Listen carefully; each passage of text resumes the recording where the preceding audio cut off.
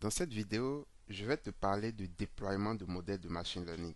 Alors tu te demandes, mais qu'est-ce que cette image a à voir avec le déploiement de modèles de machine learning? Patience, je vais t'expliquer. Reste jusqu'à la fin de cette vidéo parce que à la fin de cette vidéo, je vais t'annoncer une très bonne nouvelle. Donc reste bien jusqu'à la fin. Avant de t'expliquer le lien entre cette image et le déploiement de modèles de machine learning, je veux d'abord te poser une question. Selon toi, qu'est-ce qui fait la réussite d'un restaurant? Est-ce plutôt euh, la cuisine, la nourriture, le service? Selon toi, qu'est-ce qui fait la réussite d'un restaurant? Ou plutôt, quels sont les éléments les plus importants pour le succès d'un restaurant? Il y a certainement plusieurs éléments à considérer en ce qui concerne la réussite d'un business en général et d'un restaurant en particulier. Si on faisait un sondage, je suis certain que la nourriture et le service, pas forcément dans cet ordre bien sûr, seraient en tête de liste. Donc, on va dans un restaurant pour manger, ça c'est clair. Donc, il faut que la nourriture soit bonne. Et on aimerait aussi quand même avoir un bon service. Tout à fait logique. Alors, maintenant, imagine-toi un restaurant avec un chef cuisine étoilé qui fait de la bonne bouffe, vraiment de la bonne nourriture. Genre 10 sur 10.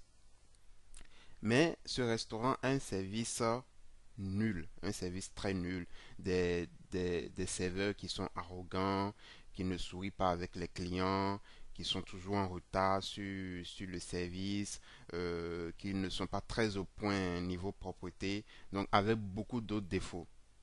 Penses-tu que ce restaurant aura du succès parce qu'il y a un chef étoilé dans sa cuisine? Bien sûr que non, on est tous d'accord.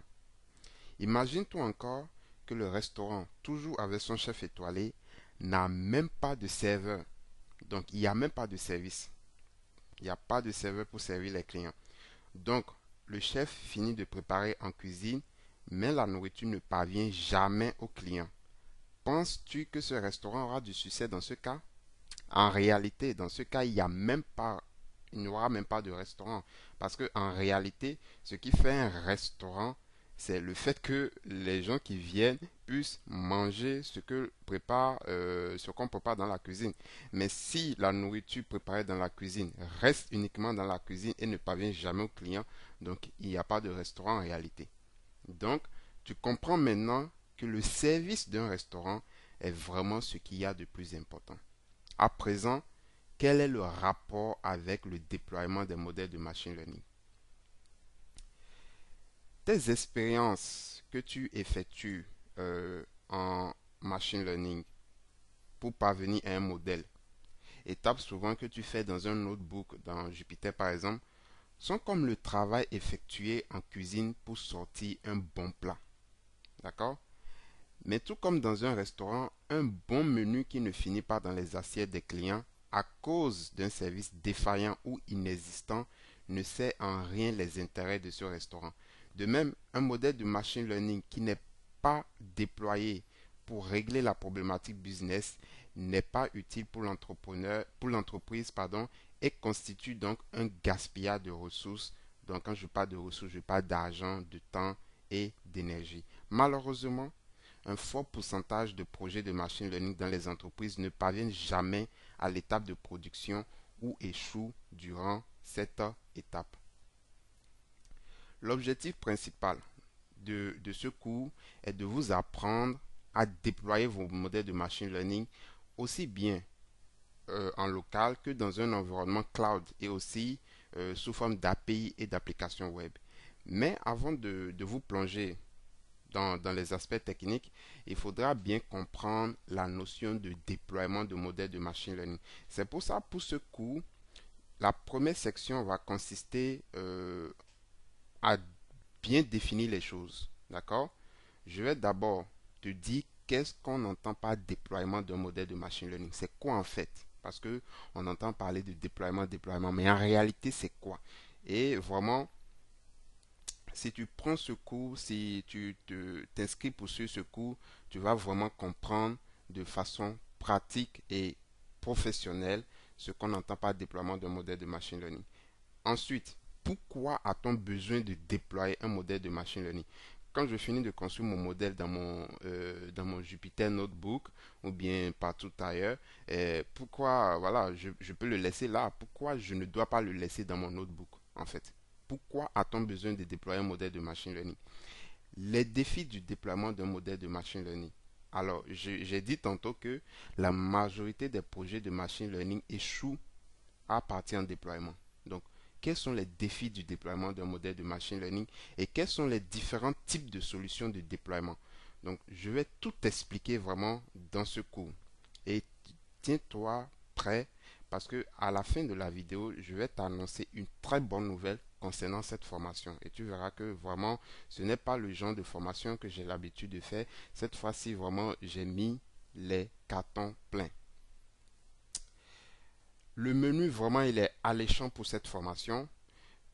D'abord, tu vas être initié au machine learning. Vraiment, ça, c'est vraiment pour les débutants, ceux qui débutent, ceux qui ne savent même pas ce qu'on appelle machine learning, en fait. Donc, initiation au machine learning, gestion des expérimentations, des expériences en machine learning avec MLflow, on va découvrir ce que c'est. Déploiement de modèles de machine learning sous forme de services web, donc API et applications web, etc. Et après avoir suivi cette formation, tu seras capable de créer des modèles de régression, de classification et de clustering sous Python et R. Tu pourras gérer tes expériences machine learning en utilisant un outil qu'on appelle MLflow en local ou dans le cloud avec Azure, Microsoft et Databricks. Donc c'est vraiment le paquet quoi. Déployer tes modèles de machine learning sous forme d'API avec Flask ou d'applications web avec Streamlit et AirShiny. Donc, ceux qui codent en Python et en R seront vraiment bien servis lors de cette formation. Et tu seras capable finalement de pouvoir déployer tes modèles de machine learning sur le cloud avec Microsoft Azure. Les techniques qu'on va utiliser, donc les technos qu'on va utiliser au cours de cette formation, il y a Visual Studio Code, il y a Flask, il y a R, Python, Jupyter, Streamlit, Shiny, MLflow, Microsoft Azure. Donc cette formation vraiment c'est un tout en un que je fais pour vous permettre de comprendre vraiment de façon pratique le déploiement de modèles de machine learning et vraiment comment cela se fait en entreprise.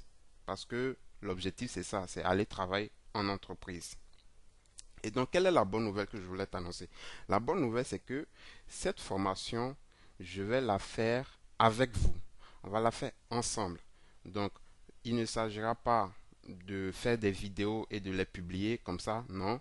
Je veux vraiment que les gens s'inscrivent à cette formation et que je le fasse en direct avec vous. Alors, pour cela, j'ai créé un groupe WhatsApp dont tu trouveras le lien dans la description de cette vidéo. Tu pourras t'inscrire, rejoins-nous dans le groupe WhatsApp. Je pense que je créerai par la suite aussi un groupe Telegram, on verra, mais on commencera par WhatsApp. Rejoins-nous dans ce groupe. Tu peux trouver le lien pour rejoindre le groupe WhatsApp dans la description de cette vidéo. Et on va commencer par faire le cours un à un. Chaque session, chaque leçon, on le fera ensemble. Il faut qu'un maximum de personnes s'inscrivent. Si je n'ai pas minimum 100 personnes, alors je ne vais même pas débuter une seule leçon de cette formation. Comme je vois que plusieurs personnes m'ont demandé de faire cette formation sur le déploiement, alors je vous prie de vous inscrire, de rejoindre le groupe WhatsApp, de partager le lien pour rejoindre le groupe WhatsApp dans vos réseaux, partout, pour qu'on soit nombreux et que je puisse faire la formation en direct. C'est une formation vraiment interactive, c'est une formation en live. Je ne veux pas faire des vidéos et les publier juste comme ça, non.